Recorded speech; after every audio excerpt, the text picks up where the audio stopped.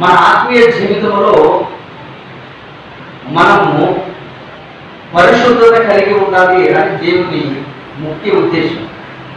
So పరిశుద్ధత కలిగి ఉండాలి అంటే అపవిత్రమైనటువంటి ప్రతి దాన్ని మనం విడిచిపెట్టాలి. అలా విడిచిపెట్టేసామని అనుకుంటానే విడిచిపెట్టకోకుండా ఇంకా మనం వాటిని వెంబడిస్తూ అనుసరిస్తూ ఉన్నటువంటి అనేకమైనటువంటి మూఢ నమ్మకాలు మన జీవితంలో ఇంకా ఉండిపోయింది.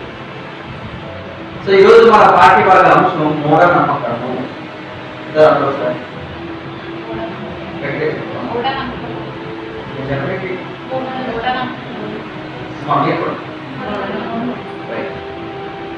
ఇది ఉందో లేదో మన జీవితంలో ఒకసారి ఆలోచన చేయాలి. ఈ మధ్య కాలంలో బాగా విపరీతంగా మూఢనమ్మకం పెరిగిపోయింది.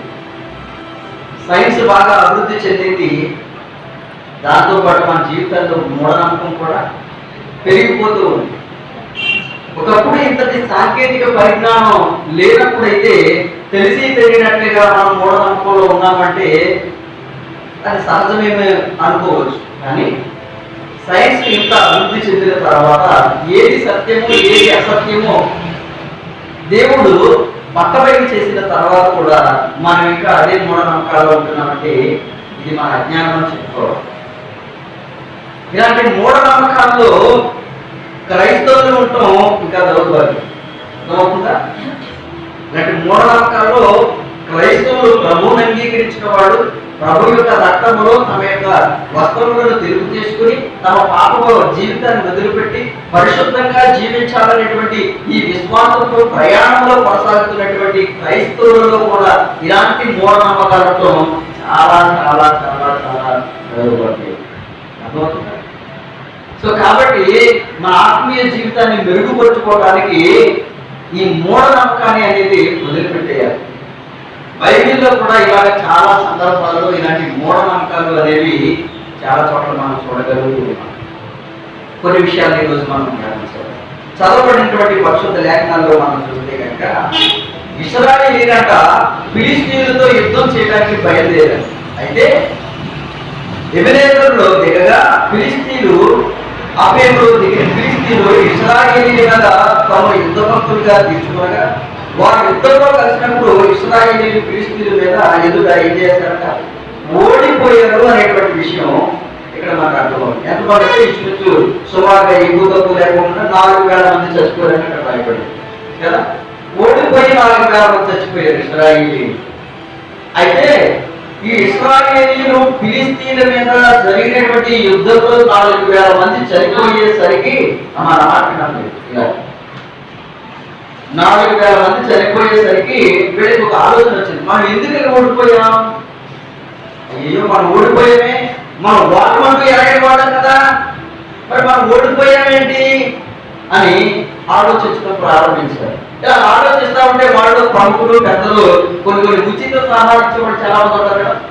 అలాంటి ఉచిత సలహాలు ఇచ్చేవాళ్ళు కొంతమంది ఏమన్నారంటే మీరు ఓడిపోవడానికి కారణం ఏంటో తెలుసు. అసలే మీరు గెలవాలి అని అంటే కనుక ఒక మార్గం. ఆ మార్గం ఏంటంటే మీరు కనుక యెహోవా మందసమును యుద్ధం జరిగేటువంటి ఆ స్థలంలో పెట్టుకుంటే కనుక, అనగా యుద్ధ ప్రదేశంలోనికి యెహోవా మందసమును తీసుకుని వెళితే కనుక ఇక మీకు అపజయం అనేది ఉండదు. ఇలాంటి మూఢనమ్మకాన్ని కలిగించారు. కాబట్టి వాళ్ళు ఏం చేశారంటే చూడండి, కాబట్టి జనులు పాళెంలోనికి తిరిగి రాగా ఇశ్రాయేలీయులు పెద్దలు యెహోవా నేడు వాళ్ళని ఫిలిష్తీయుల ఎదుట ఎందుకు ఓడించెను? శిలోహులో యెహోవా నిబంధన మందసమును మనం తీసుకుని మన మధ్య ఉంచుకుందాము రండి, అది మన మధ్య ఉంటే అది మన శత్రువుల చేతిలో నుండి మనను రక్షించెను అని ఏం చేశారంటే యుద్ధంలోకి దేవుని మందసాన్ని తీసుకువెళ్ళిపోయారు. ఇది వాటి ఒక మూఢనమ్మకం కాదు. అంటే దేవుని మందస్సు మన మధ్యలో ఉంటే మనకు వాటం అనేది ఉండదు అనేటువంటి ఆలోచనతోటి వాళ్ళు ఏం చేశారంటే మోసుకుని వెళ్ళిపోయారు. ప్రత్యక్ష గుడారంలో అతి పరిశుద్ధ స్థలంలో ఉండవలసినటువంటి దేవుని మందసాన్ని ఎక్కడ తీసుకుపోయారు? ఎక్కడ తీసుకెళ్ళారు చెప్పండి? ఎక్కడ తీసుకెళ్లారు? యుద్ధంలోనే తీసుకెళ్ళిపోయారు. యుద్ధ భూములోకి. అర్థమవుతుందా? యుద్ధ భూమిలోకి తీసుకెళ్లిపోయేసరికి వీళ్ళు ఏం చేస్తున్నారంటే ఈ నిబంధన మందసాన్ని తీసుకెళ్లే సమయానికి వాళ్ళంటే జనులందరూ కూడా ఆర్భాటంతో బాగా కేకలేస్తున్నారండి ఇశ్రాయేలు. ఇప్పుడు ఫిలిస్తీన్కి ఆ కేకలు అరుపులు ఏర్పడ్డాయి. వీళ్ళంటే ఎప్పుడూ చేయలేనంత ఆర్భాటం చేస్తున్నారు అని ఆ జనములు అరిచేటువంటి అరుపులకి కొంత భయం ఏర్పడిందంట ఫిలిస్తీన్కి. ఈ బాబు వీళ్ళు ఎప్పుడు చేయలేదు ఇలాగా, కాబట్టి ఇంత సంభ్రమం ఏంటి అని ఆలోచించి ఈ మహాత్ములకు దేవుని యొక్క యెహోవా నిబంధన మందసం తీసుకొస్తున్నారు కదా అని జాగ్రత్తగా ఆలోచించి ఫిలిస్తీన్కి అప్పటికే తెలిసి వచ్చింది ఏంటి దేవుని యొక్క గొప్పతనం గురించి. ఐగుప్తీయుల మీదకి ఈ దేవుడే కదా తెగుళ్ళని రప్పించి వారిని నాశనం చేసింది. కాబట్టి ఇప్పుడు ఆ మందసాన్ని తీసుకొస్తున్నారంటే మనకు వాడని తప్పదేమో, అయినా కానీ మనం పోరాడవలసిన వారిపై ఉన్నాము అని ఫిలిస్తీన్లు ఏం చేశారంటే సరే యుద్ధానికి వచ్చారు. వీళ్ళ మూఢ నమ్మకంతో తీసుకొచ్చినటువంటి ఆ యొక్క నిబంధన మందసమును మధ్యలో పెట్టుకుని యుద్ధం చేశారు. గెలిచారా? గెలవలేదు, ఓడిపోయారు. ఎలాగో చూడండి 10వ వచనంలో మనం చదవాలి యుద్ధం చేయగా ఇశ్రాయేలీయులు ఓడిపోయి అందరూ తమ డేరాలకు పరిగెత్తి వచ్చి అప్పుడు అత్యధికమైన వధ జరిగింది.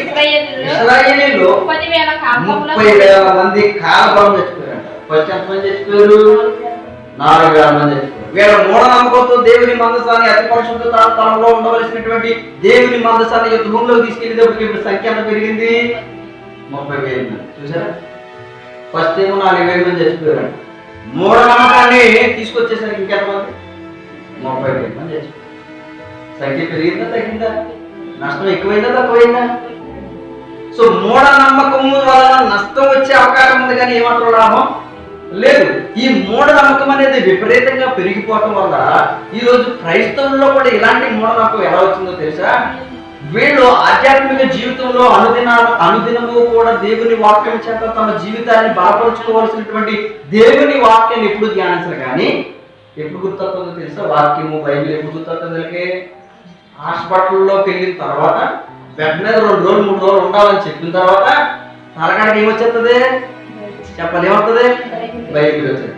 ఇది ఒక మూఢనమ్మకం. అర్థమవుతుందా? నీ తల దగ్గర బైబిల్ ఉన్నంత మాత్రాన చేసే ఆపరేషన్ ఆపేస్తాడో డాక్టర్? చెప్పాలి కాదు కదా. కానీ దేవుడు ఎప్పుడు గుర్తొస్తున్నాడు నీకు? హాస్పిటల్లో బిల్లు వచ్చినప్పటికీ గుర్తొస్తున్నాడు. వీళ్ళకు కూడా ఇలాంటి మూఢనమ్మకం ఉండి ఏం చేశారు? యుద్ధ భూమిలోనికి దేవుని మందసాన్ని తీసుకెళ్ళిపోయారు. వాళ్ళు ఏమనుకున్నారంటే దేవుని మందసమే కనుక మన మధ్యలో ఉంటే మనకి ఇంకా తిరిగే ఉండదు, ఓటమి అనేది ఉండదు అనేటువంటి ఆలోచనతోటి దేవుని మందసాన్ని ఎక్కడ తీసుకెళ్ళారు? యుద్ధ భూమిలో తీసుకెళ్ళారు. ఫస్ట్ 4,000 మంది చచ్చిపోయారు. ఎప్పుడు మందసం లేనప్పుడు మందసం వచ్చేసరికి 30,000 మంది చచ్చారు. అర్థమవుతుందా? ఎందుకంటే అక్కడ దేవుని మందసం ఉంది కదా, అయినా సరే వాడు ఓటమి ఎందుకు చెందారంటే అది ఒక మూఢనమ్మకం. జీవము కలిగినటువంటి దేవుని యొక్క విచారణ చేయకుండా, ప్రార్థన చేయకుండా,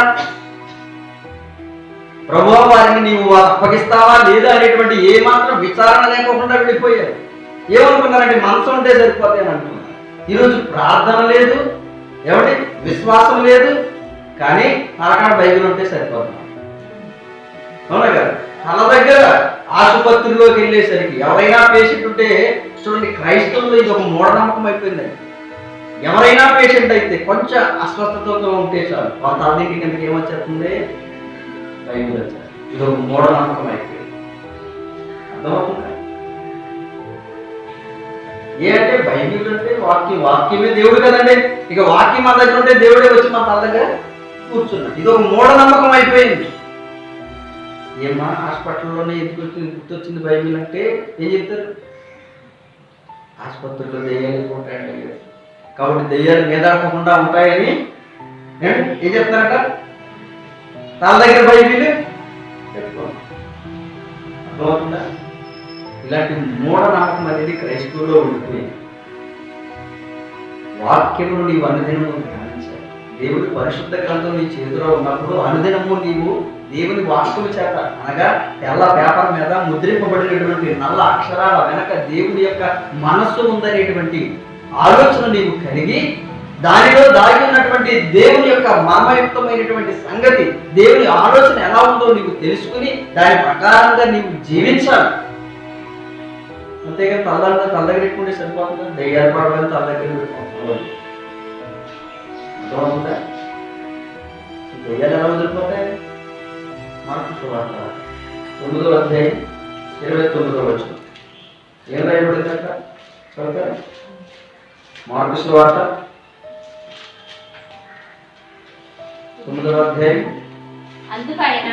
29వ వచనం. అందుకు ఆయన ప్రార్థన వలననే తప్ప మరి దేని వలనను ఈ విధమైనది వదిలిపోవుట అసాధ్యమని వారితో చెప్పారు. దేని వల్ల వదిలిపోతాయంట? తనకాడ బైబిల్ పెట్టుకోవడం వల్ల వదిలిపోతాయా? చెప్పండి, దేని వల్ల వదిలిపోతాయి? ప్రార్థన వలన. అక్కడ పుస్తకంలో రెండేతో మాట రాయబడుతుంది. ఏమన్నా అక్కడ? ఉపవాసము వలన రాయబడింది అక్కడ ఉందన్నమాట. దేని వల్ల అంట?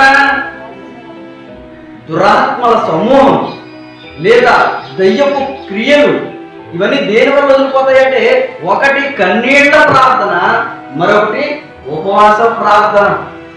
అక్కడ బైబిల్ పెట్టుకుంటే వదిలిపోము, పరిగెత్తిపోము. మెడలో తాడేసుకుంటే, భుజానికి తాడు పెట్టుకుంటే, ఏంటిది మొలకేసి మూట కట్టుకుంటే పారిపోవు దయ్యాలు. అర్థమవుతుందా? ప్రార్థన వలన. అర్థమవుతుందా? నీ ఆధ్యాత్మిక జీవితంలో ప్రార్థన అనే కంచె ఉంటే దురాత్మ కంచెకి అవతలే తప్ప యువతలకు వచ్చే అవకాశం లేదు. ఈ విషయాన్ని మనం గమనించాలి. కానీ చాలా మందికి ఇలాంటి మూఢనమ్మకం పెరుగుతుంది. ఇదేంటంటే చాలా విపరీతమైనటువంటి మూఢనమ్మకాలు ఉంటాయి. మరో విషయాన్ని మనం ధ్యానం చేద్దాం. చూడండి, ఇలాంటి సందర్భమే మరో విషయం, అనుజనుల విషయంలో కూడా ఇలాంటి సందర్భాన్ని నేను జ్ఞాపకం చేసుకోవచ్చు. రాజుల మొదటి గ్రంథము 20వ అధ్యాయము, రాజుల మొదటి గ్రంథం 20వ అధ్యాయం 23వ వచనాన్ని చదువు.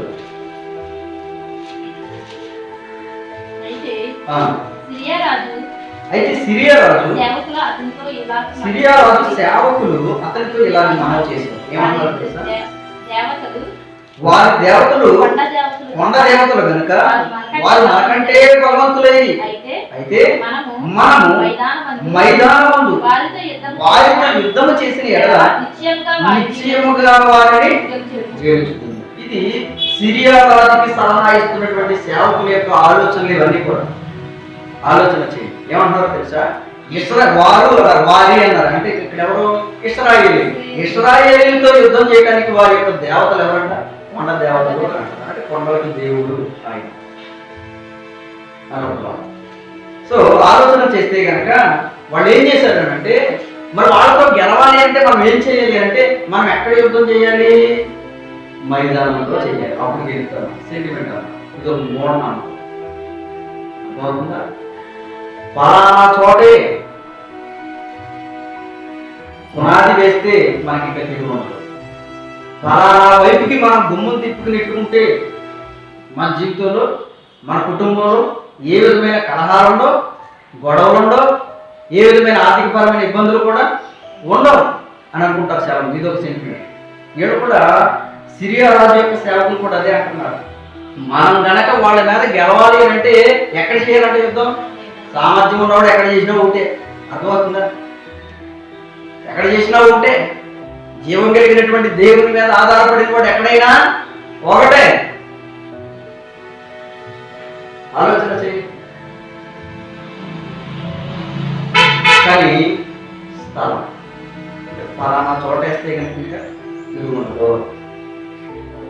ఫలానా ఈశాన్య మూల ఫలానా వస్తువు పెడితే ఇంకా మనకి ఇంకా ఇంట్లో ఏ విధమైనటువంటి ఇబ్బందులు ఇలాంటి ఆలోచనలతో చాలా ఉంటారు. ఇవన్నీ కూడా ఒక రకమైనటువంటి మూఢనమ్మకం. ఎప్పుడు పురాతన కాలం నుంచి కూడా మనలో ఈ మూఢనమ్మకాన్ని నింపేసి వెళ్ళిపోయారు కాబట్టి ఇంకా మనం దాన్ని అనుసరిస్తూ ఉన్నాం. అర్థమవుతుందా నీకు? మరి ఎందుకమ్మా ఇలా ఎందుకు చేస్తామంటే, మా తాత చేశాడు, మా ముత్తాత చేశాడు కాబట్టి మేము కూడా చేయాలి. సో మన జనరేషన్లోనైనా దీని గురించి ఎందుకు అని విచారణ చేసి స్టాప్ చేద్దామనే ఆలోచన లేదు. తాత ఇలాగే చేసేవాడురా, నాన్న ఇలాగే చేసేవాడురా, మనం కూడా ఇలాగే చేయాలి. అర్థమవుతుందా? జాగ్రత్తగా ఆలోచించండి. ఒక ఆయన మునీశ్వరుడు తపస్సు చేయాలని తపస్సు కూర్చున్నాడంట. కొండ లాంటి ప్రదేశాన్ని ఎంచుకుని, ఒక గట్టు లాంటి దాన్ని ఎంచుకుని అక్కడ తపస్సు చేద్దామని మునీశ్వరుడు ఆయన కూర్చున్నాడు. తపస్సు అంటే ఏదో కొన్ని రోజుల తరబడి చేస్తారు కదా, అలా చేద్దామని కూర్చున్నాడంట. కూర్చుంటే ఆయన కూర్చున్నటువంటి ఆ బండ కింద రంధ్రాలు చేసుకుని ఎప్పటి నుంచో ఎలకలన్నీ కూడా నివాసం ఉన్నాయి. అర్థమవుతుందండి? ఈయన తపస్సులోకి వెళ్ళిన కాడి నుంచి తపస్సులు అంటే కథలో మెదడు, అర్థమవుతుందా? ఇంకా అలాగే ధ్యానంలో ఉండిపోతాడు కదా. ఆయన ఏం చేశాడంటే ఆ తపస్సులోకి వెళ్ళాక ఈ ఎలకలు ఏం చేస్తున్నాయంటే వచ్చి కాలెట్టు కొరటం, వేలెట్టు కొరటం ఇలా చేస్తున్నాయి. ఏం చేశాడంటే ఆయన ఇప్పుడు ఈ ఎలకలు బాగా వదలాలి అని అంటే కనుక, మన తపస్సుకి భంగం లేకుండా ఉండాలి అని అంటే కనుక, ఇప్పుడు పిల్లు ఉంటే కనుక వచ్చినట్టు తినిపడితే గొడవ ఉంటుంది. ఏం చేశాడంటే ఆ మునీశ్వరుడు లేచి శుభ్రంగా ఏదో ఒక పిల్లిని పట్టుకుని తీసుకుని వచ్చి ఒక కరపాతి శుభ్రంగా చక్కగా ఆయన దగ్గర గొలుసు కట్టి ఒక పిల్లిని కట్టి ఉంచాడు. ఇప్పుడు తపస్సు ప్రారంభించాడు. వచ్చిన ఎలకను వచ్చినట్టు పిల్లి తినేస్తా ఉంది. ఏ భంగం లేకుండా శుభ్రంగా హాయిగా చక్కగా తపస్సు చేయాలి. ఇప్పుడు ఆయన శిష్యులు ఇది చూశారు.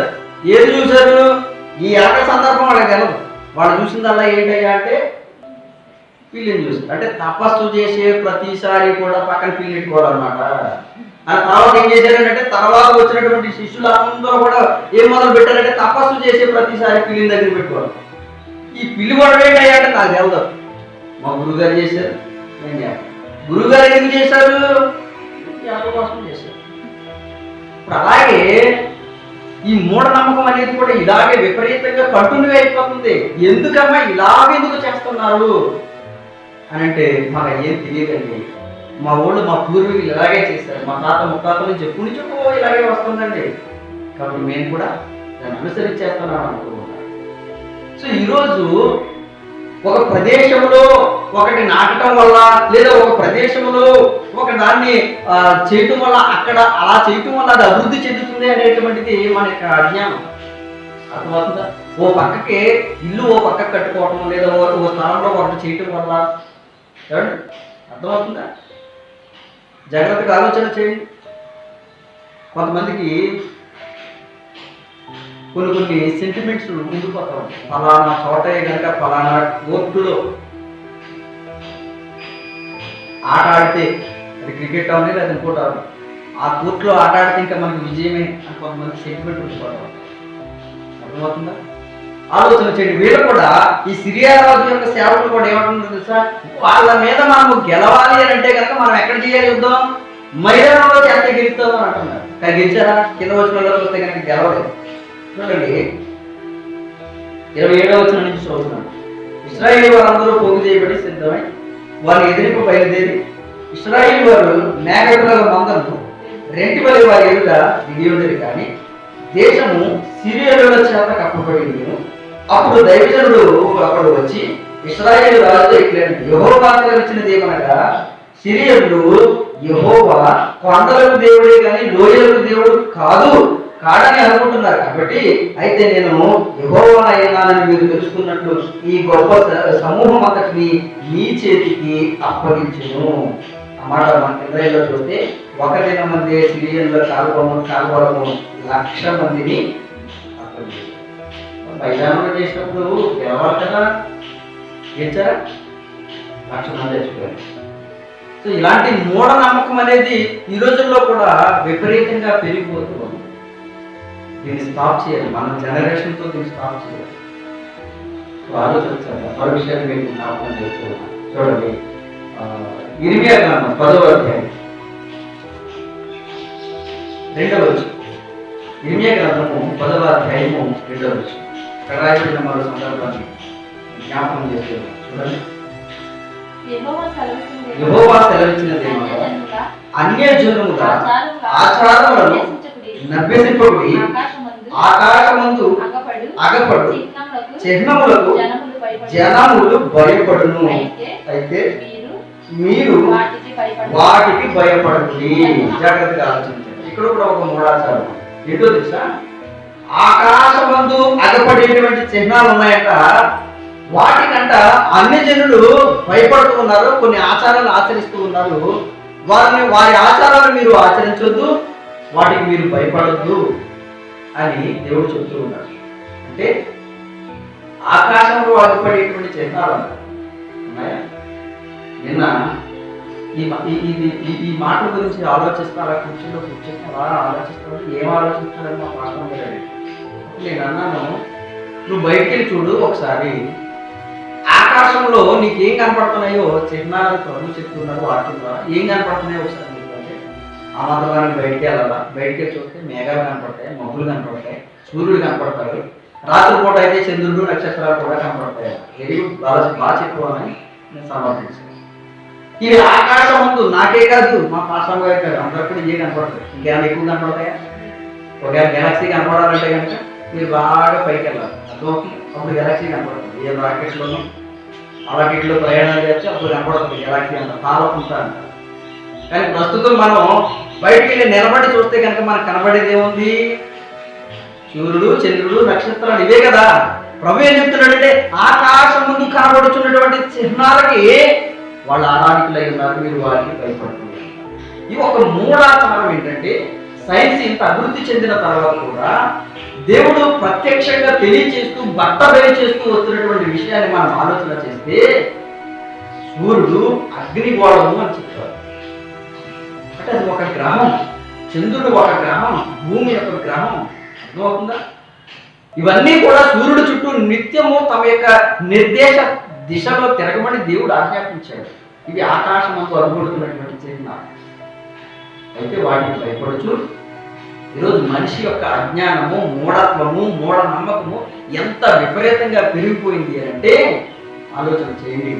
సూర్యుడికి మరొకరు ప్రార్థన చేయటం, ఎవరు? చంద్రుడికి.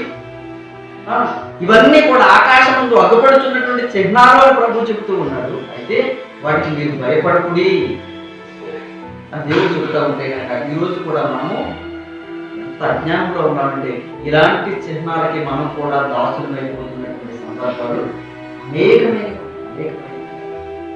సో మూఢత్వం అనేది విపరీతంగా పెరిగిపోవడం వల్ల ఈ మనిషి ఎంత అజ్ఞానంలోకి వెళ్ళిపోయాడో ఒకసారి ఆలోచన చేయండి.